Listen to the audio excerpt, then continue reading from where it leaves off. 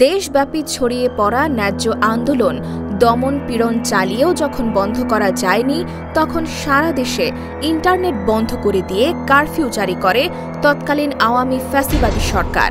আমরা ইন্টারনেট বন্ধ করিনি, ইন্টারনেট বন্ধ হয়ে গেছে। শুরু হয় এক অন্ধকার সময়। চারিদিকে পুলিশের গুলিতে ঝরতে থাকে একের পর এক আন্দোলনকারীর প্রাণ। ইন্টারনেট বন্ধ থাকায় তখন সেগুলো প্রকাশ্যে আনাও সম্ভব হয়নি।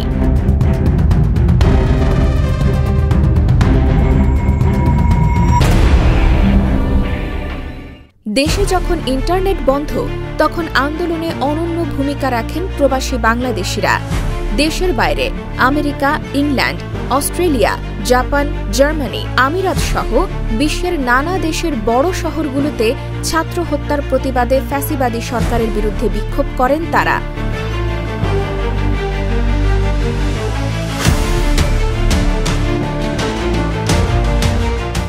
সরকারের পুলিশ বাহিনী যখন সর্বত্র হত্যা, গুম ও গ্রেফতার চালিয়ে যেতে থাকে, সমন্বয়করা তখন ছাত্র হত্যার দায়ে শেখ হাসিনাকে জাতির কাছে প্রকাশ্যে ক্ষমা চাওয়া সহ ৯ দফা দাবি পেশ করেন।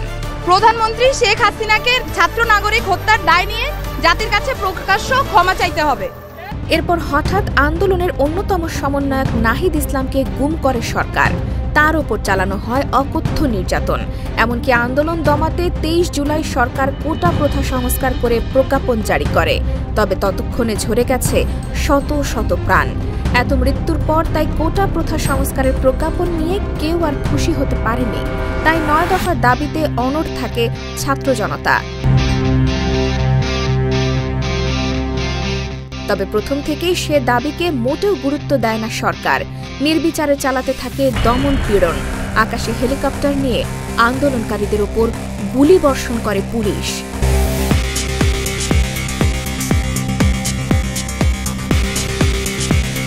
৯ দফাকে উপেক্ষা করে সরকার তখন আন্দোলনের অন্যতম ৬ সমন্বয়ককে তুলে নিয়ে ডিবি হেফাজতে রাখে এবং ২৮ জুলাই তাদেরকে দিয়ে জোর করে আন্দোলন প্রত্যাহারের বিবৃতি প্রচার করে।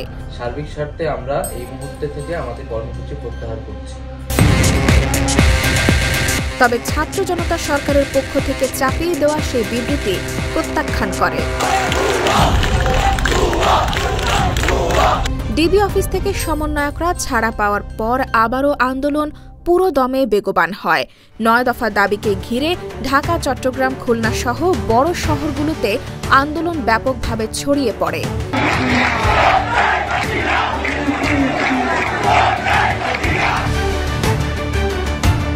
বিপরীতে ফ্যাসিবাদী সরকার আরও কঠোর হয়।